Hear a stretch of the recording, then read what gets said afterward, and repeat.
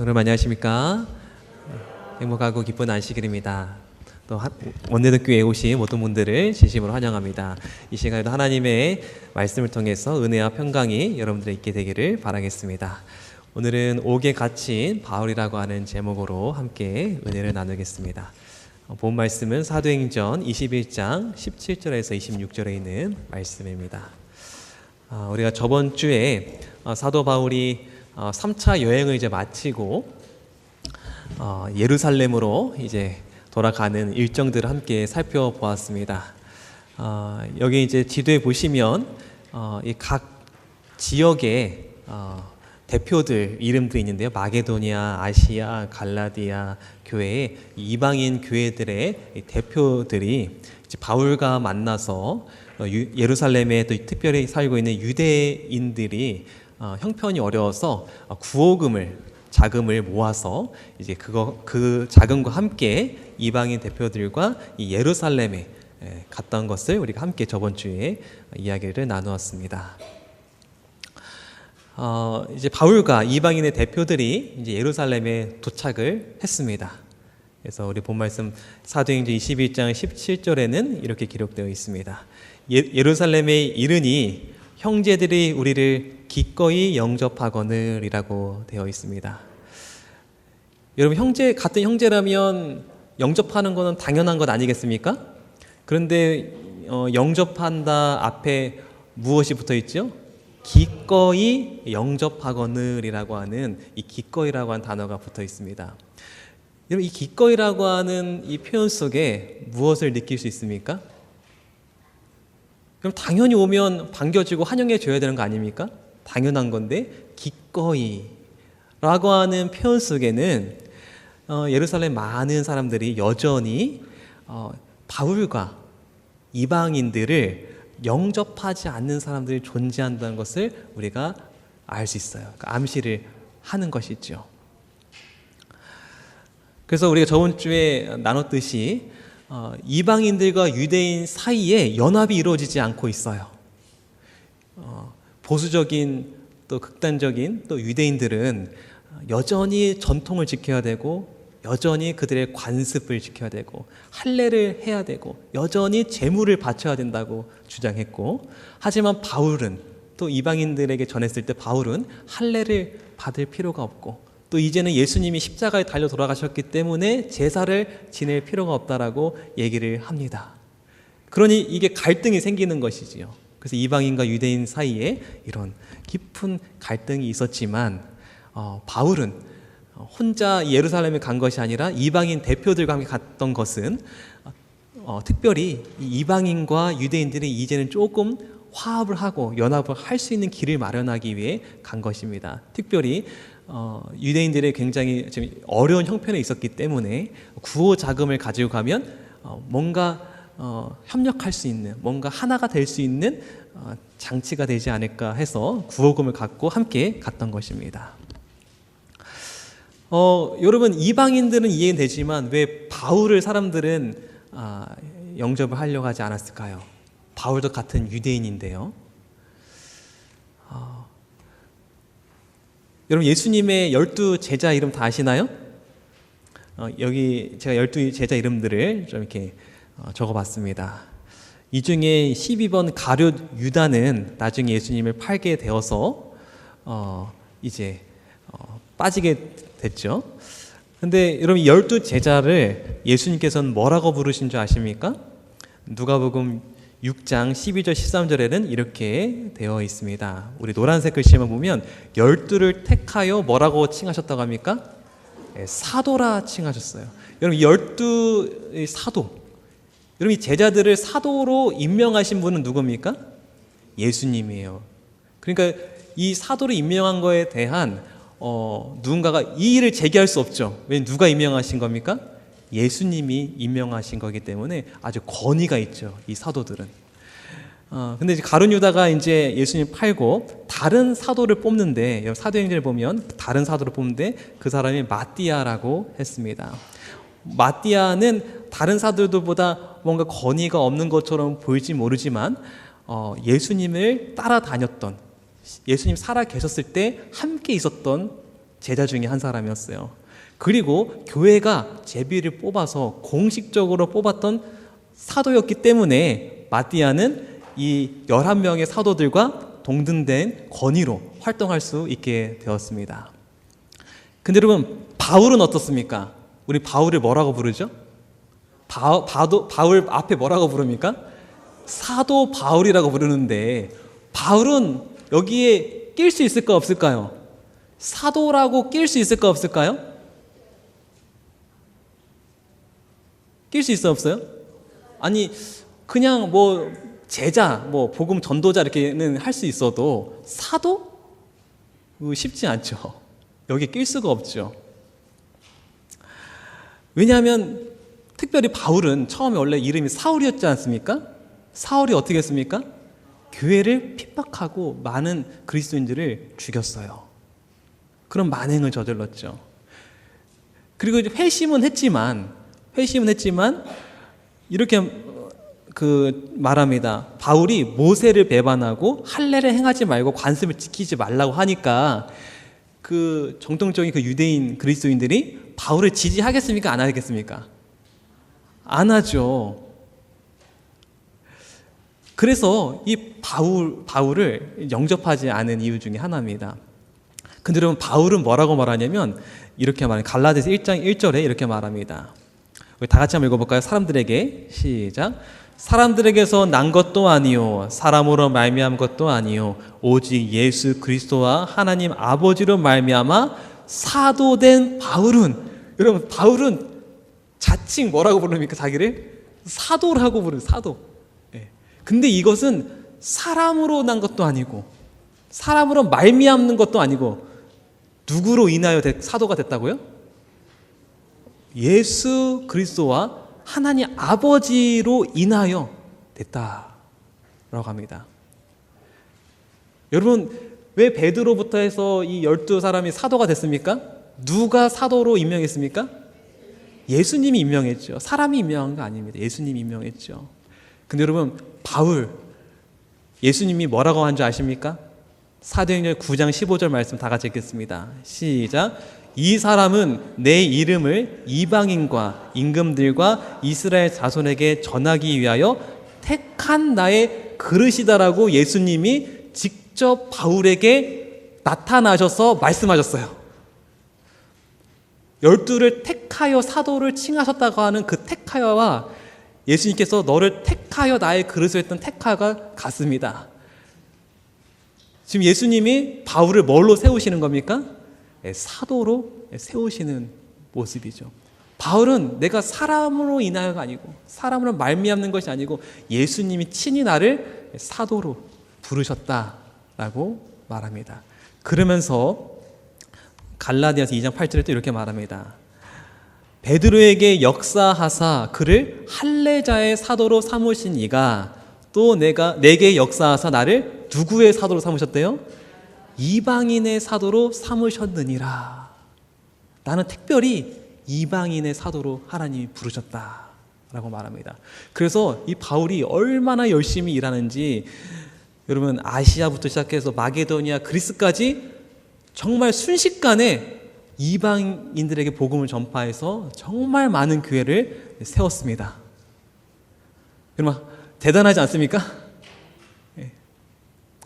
사도 바울의 고백에 의하면 이렇게 되어 있습니다. 고린도전서 15장 10절. 그러나 내가 나된 것은 하나님의 은혜로 된 것이니 내게 주신 그의 은혜가 헛되지 아니하여 내가 모든 사도보다 어떻게 했대요? 더 많이 수고하였으나 내가 한 것이 아니요 오직 나와 함께 하신 하나님의 은혜로라. 그럼 참 바울 훌륭하지 않습니까? 여러분, 다른 12사도보다 누가 더 열심히 일하는 사도예요? 사실은 바울이 더 열심히 일하는 그런 사도였다라는 것이죠. 얼마나 열심히 일했냐면 여러분, 고린도후서 11장 28절에 사도 바울의 고백 속에서 이렇게 나타납니다. 그들이 그리스도의 일꾼이냐 정신없는 말을 하거니와 나는 더욱 그러하도다. 내가 수고를 넘치도록 하고 옥에 갇히기도 더 많이 하고 매도 수없이 맞고 여러 번 죽을 뻔하였으니 유대인들에게 40에서 하나 감한 매를 5번 맞았으며 3번 태장으로 맞고 1번 돌로 맞고 3번 파선하고 일주일을 깊은 바다에서 지냈으며 또 수고하여 애쓰고 여러 번 자지 못하고 줄이며 목마르고 여러 번 굶고 춥고 헐벗었노라.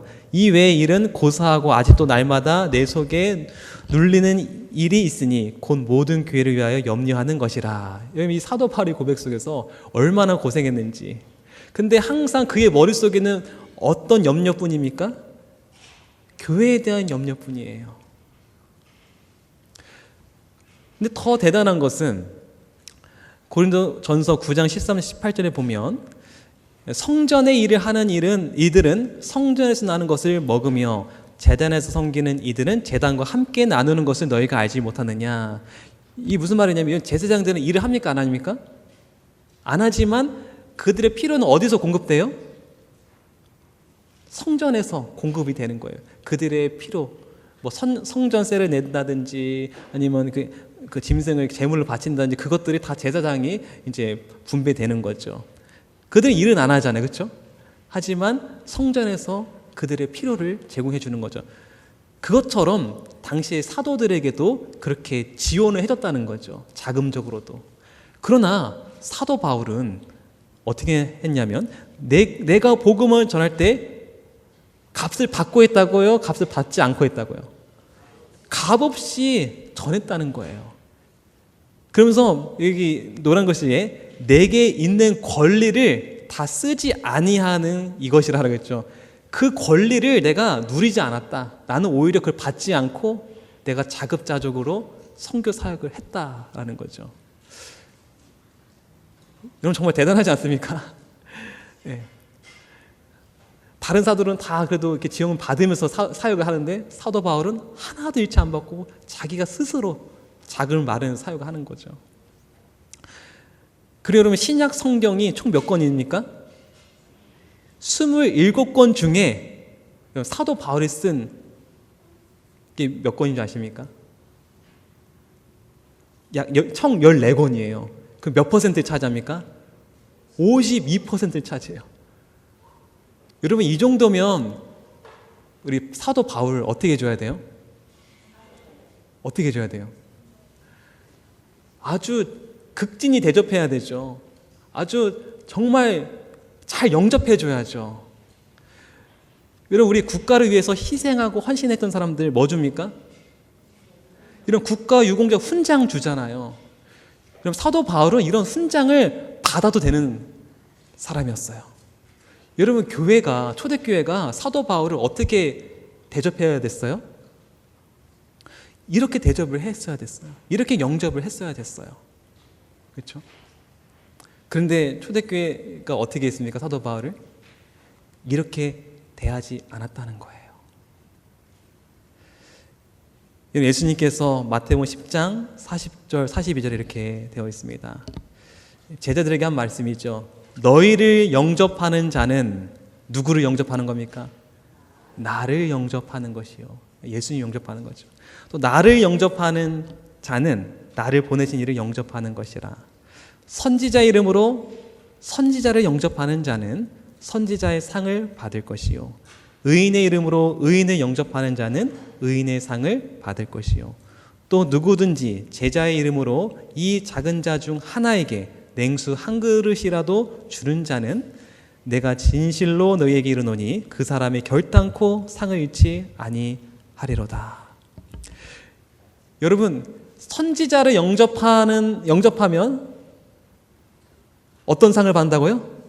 선지자의 상을 받고 의인을 영접하면 어떤 상을 받아요? 의인의 상을 받아요. 여러분 그 사도 바울이 정말 사도다운 사도 바울인데 그 사도 대접을 받고 사도처럼 영접했다면 어떤 상급을 받을까요? 사도의 상급을 받겠죠. 여러분 이 말씀을 여러분 잘 기억하시기를 바라겠습니다. 여러분 우리가 서로 성도님들 간에도 이렇게 영접하게 되기를 간절히 바랍니다. 우리가 장로님을 정말 영접하고 우리 집사님을 정말 집사님으로 우리가 영접하고, 우리가 사역자를 정말 사역자로 이렇게 영접하는, 그래서 그런 하늘의 크신 축복을 받는 여러분들에게 바라겠습니다. 사도 바울과 이방인 대표자들이 이제 그 다음 날 야고보와 또 장로들을 이제 만납니다. 다시 말해서 이 사도행전 21장 18절에는 이런 말이죠.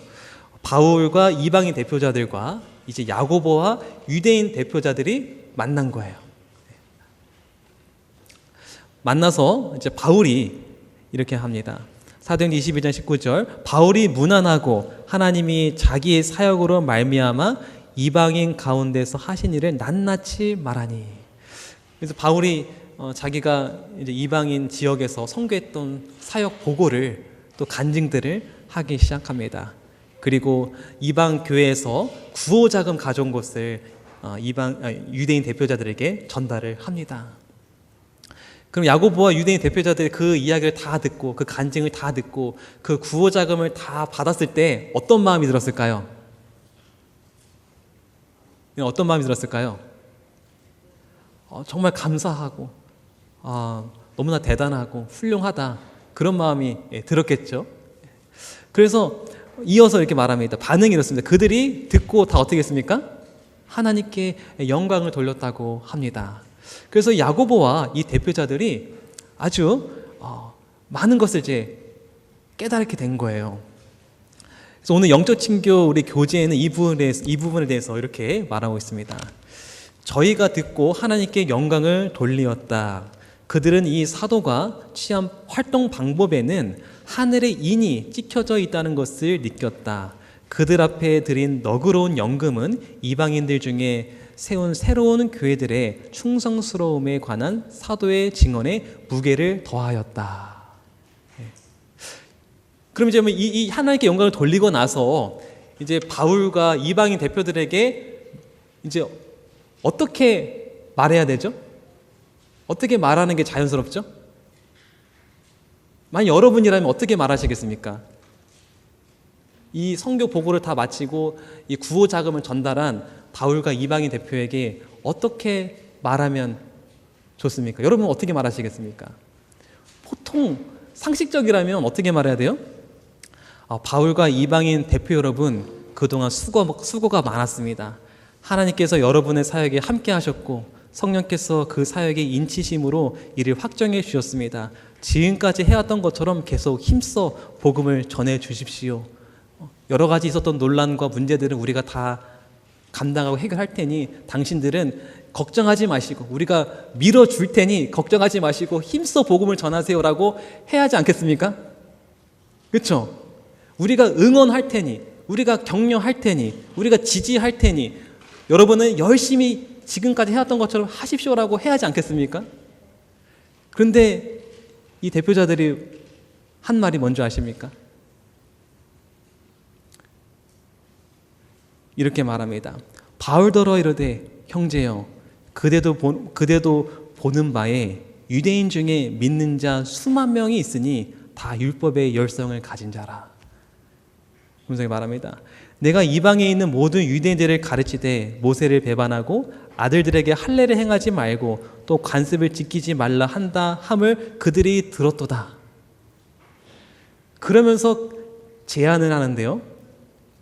우리 다 같이 한번 읽겠습니다. 제안을 시작. 서헌한 네 사람이 우리에게 있으니 그들을 데리고 함께 결례를 행하고 그들을 위하여 비용을 내어 머리를 깎게 하라. 그러면 모든 사람이 그대에 대하여 들은 것이 사실이 아니고 그대도 율법을 지켜 행하는 줄로 알 것이라 라고 합니다. 여러분 지금 이게 무슨 말일까요? 여러분 이해가 되십니까? 이게 무슨 말인지?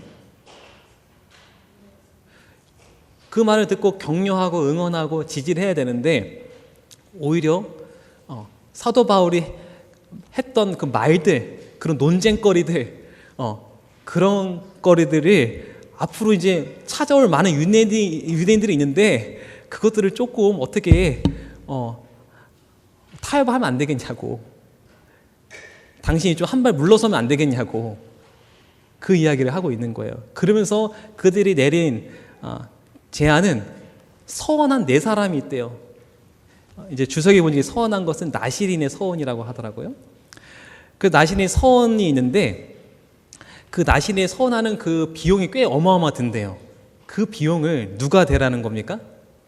바울, 너가 대신 네 사람 그 비용을 다 대면 너가 그 관습과 전통을 존중하는 사람으로 인정되고, 그리고 그렇게 자비를 베풀었으니 사람들이 너의 했던 말들을 오해를 이제 오해하지 않지 않겠느냐, 그 말이죠.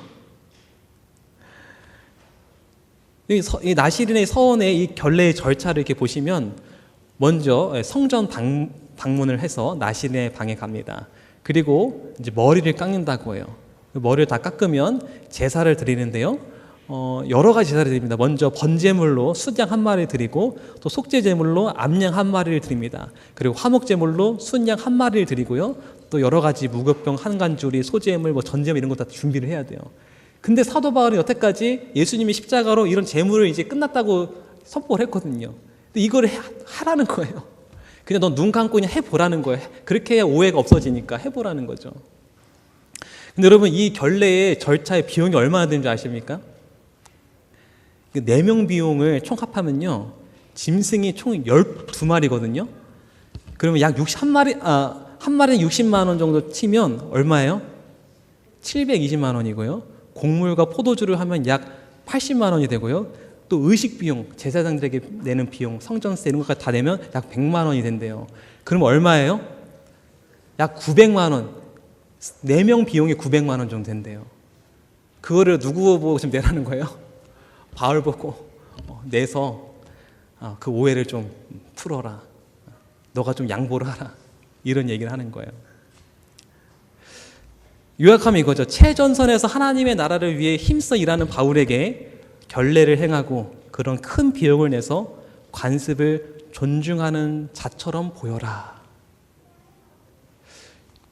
여러분, 이 말을 딱 들었을 때 바울이 어땠을까요?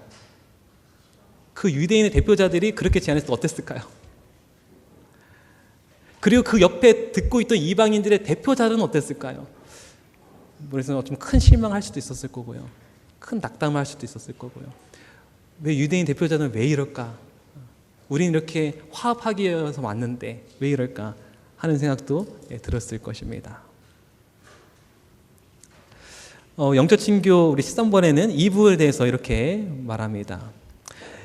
이때는 질투와 편견을 일으킴으로 과언을 범하였음을 모든 지도적인 형제들이 솔직히 자복할 수 있는 황금 같은 기회였다. 그러나 그들은 해를 입은 사람을 공정하게 취급하려는 노력으로 연합하는 대신에 기존의 편견에 대하여 바울이 크게 책임을 져야 한다는 생각을 아직도 그들이 품고 있었음을 나타내는 권고를 그에게 하였다라고 합니다.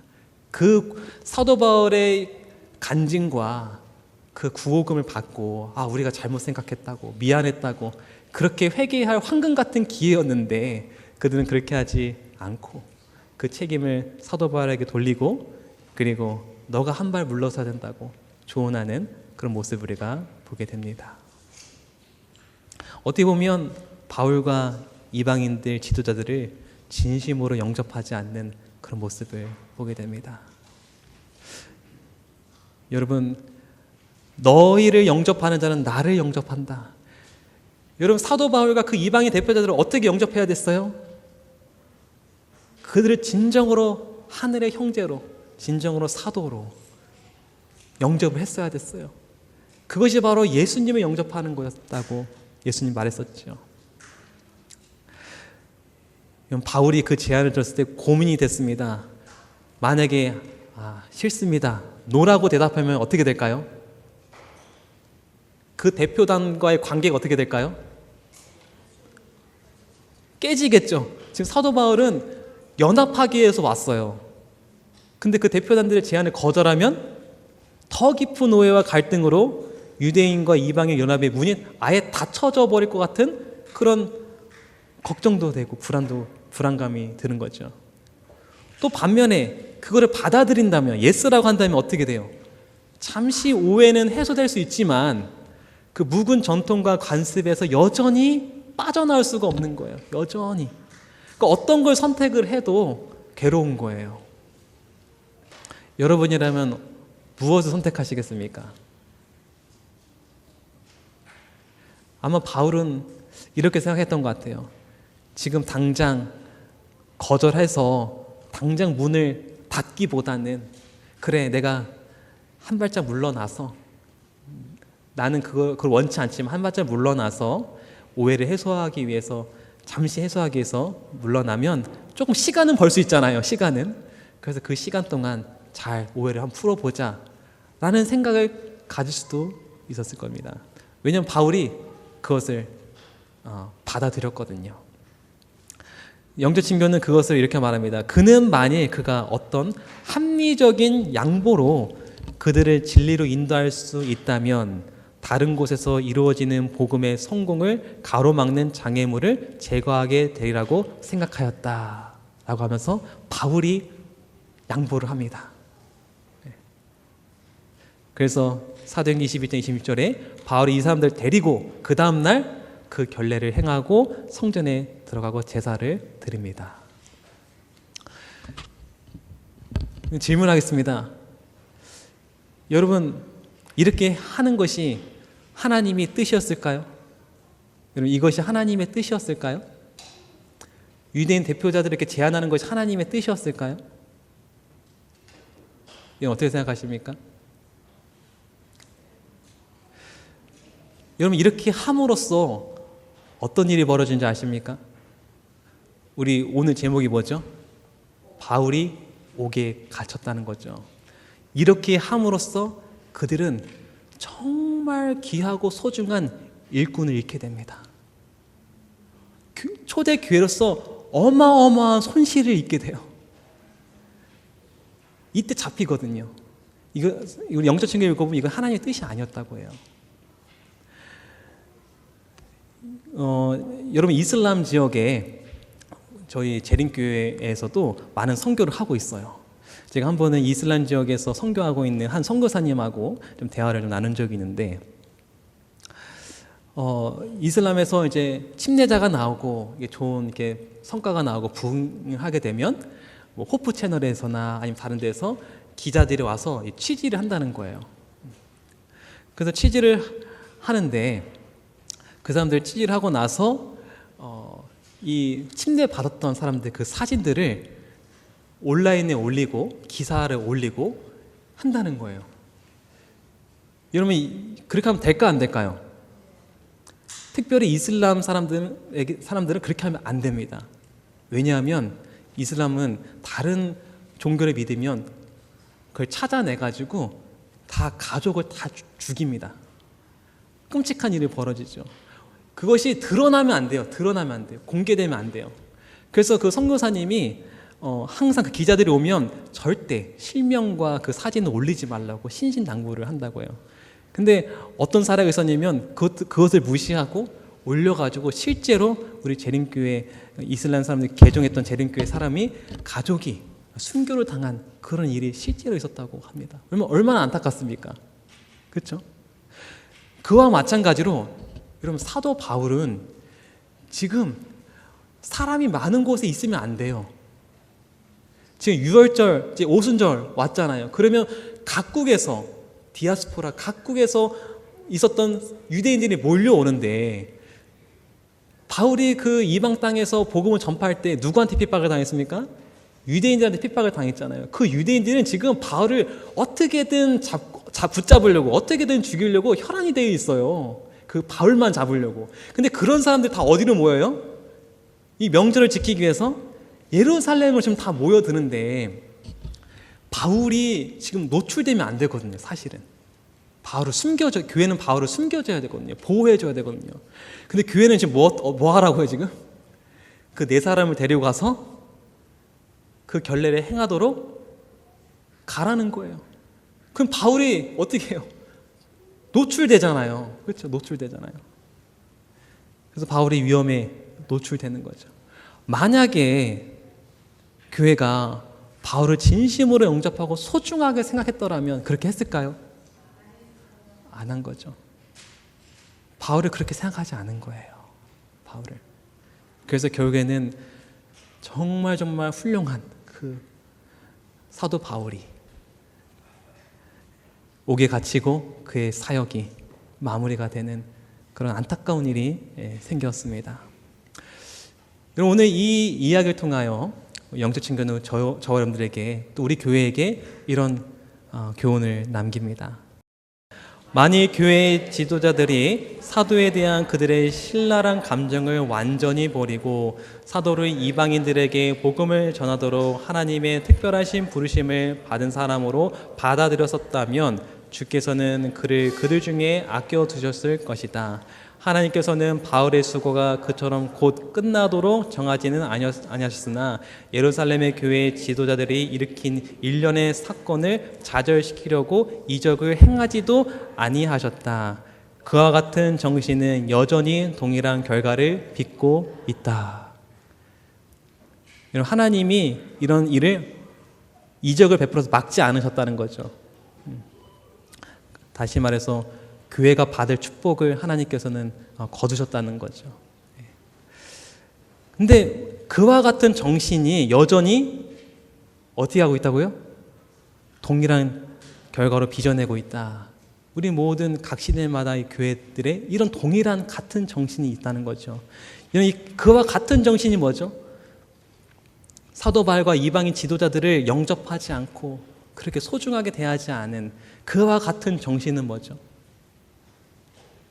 사도 바울은 복음을 전하기 위하여 더 효과적으로 전하기 위하여 패러다임을 바꿨어요. 그렇죠? 정말 헌신을 다해서 선교를 했는데 그 활동 방식에 대해 그들은 어떻게 했습니까? 계속 막는 것이죠. 그와 같은 정신이 이겁니다. 끊임없이 그들을 낙담시키고 끊임없이 그들의 잘못을 나타내고 가로막고 방해하고 또 그들의 수고에 전혀 감사하지 않는 그런 정신인 것이죠. 여러분, 여기 한 사진이 있는데요. 이 사람들이 이 수레를 끌고 가는데 어때 보입니까? 힘들어 보이죠?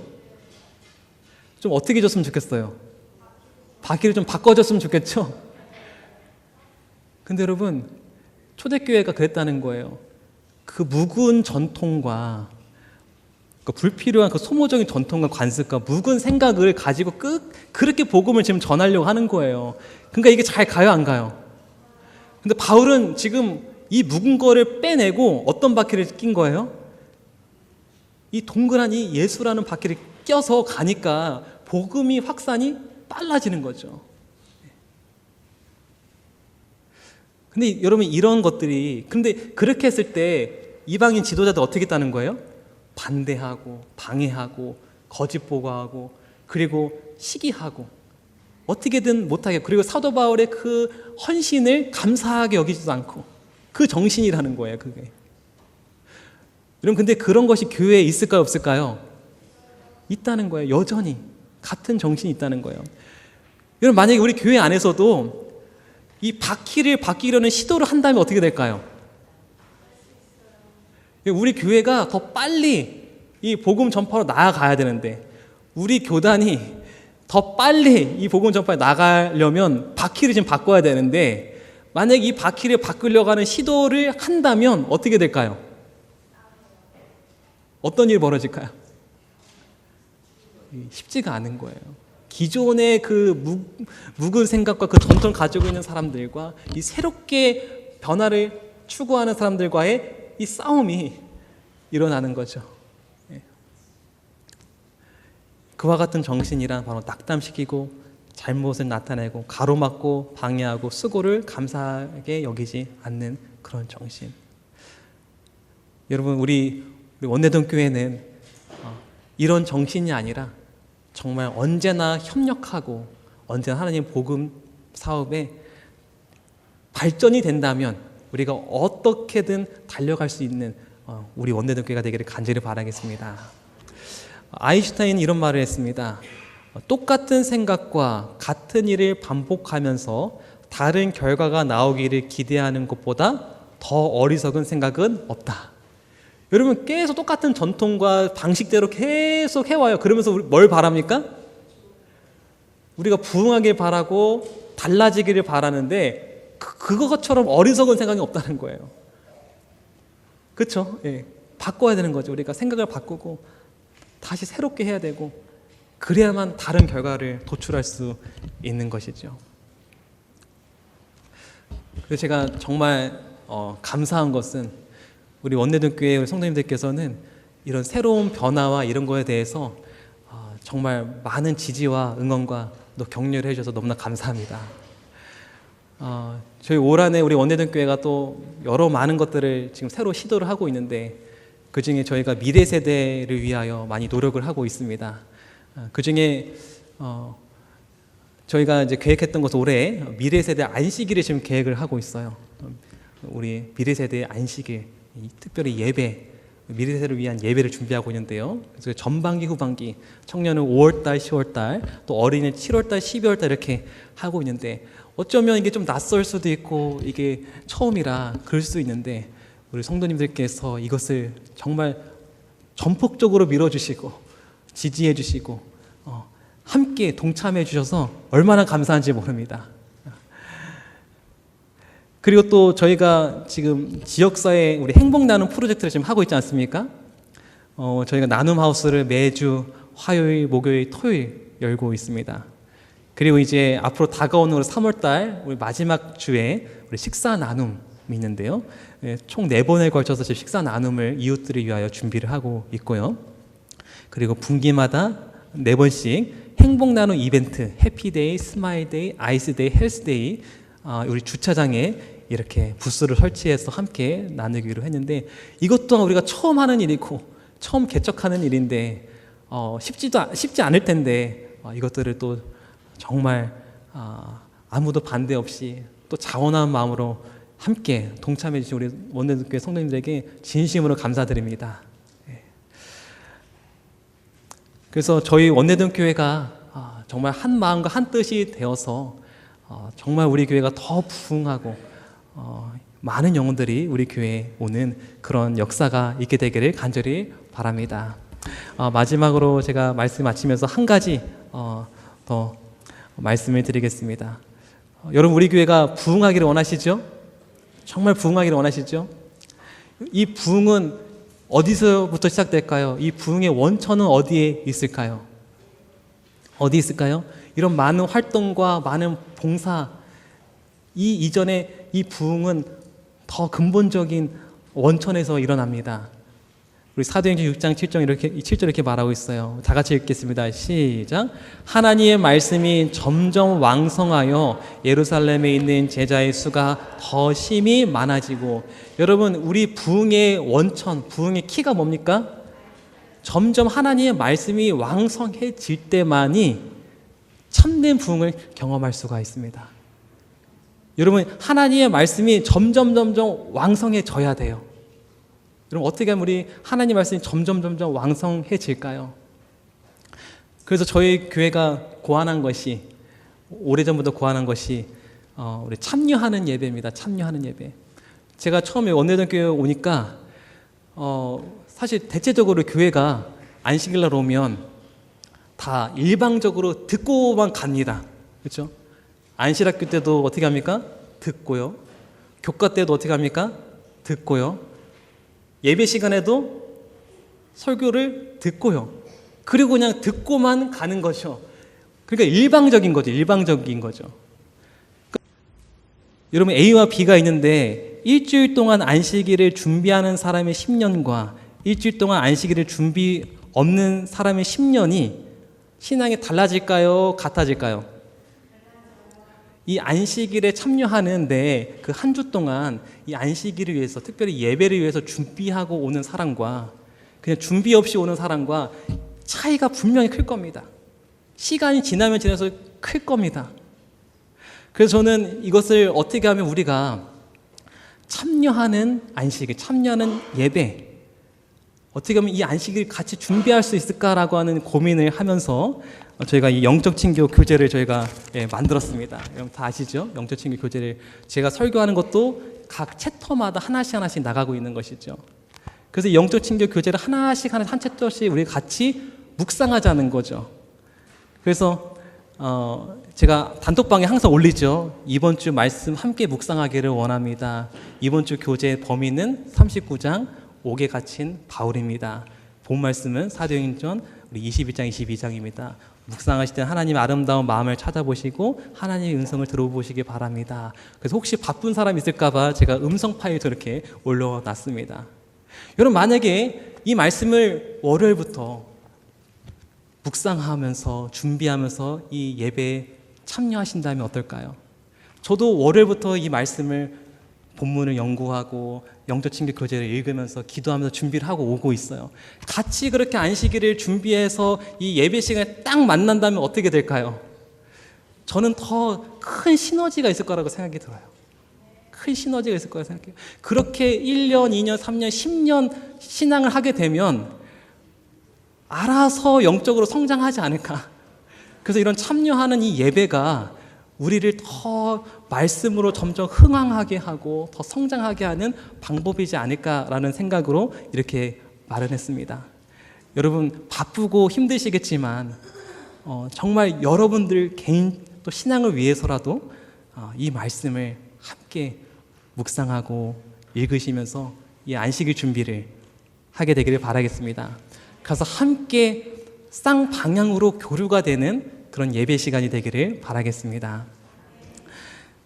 이제 이 교재가 거의 맞춰져 갑니다. 이제 다음 교재가 나올 텐데요. 다음 교재는 여러분 꼭 함께 말씀 묵상을 해서 우리 교회가 더 부흥하게 되기를 간절히 바랍니다. 저는 그래서 매일 기도해요. 이 말씀을 매일매일 읽어오는 성도님들의 숫자가 늘어나기를 기도하고 있어요. 저는 이 원내동 교회에 있으면서 그 숫자 늘리는 거에 목표를 두고 있습니다.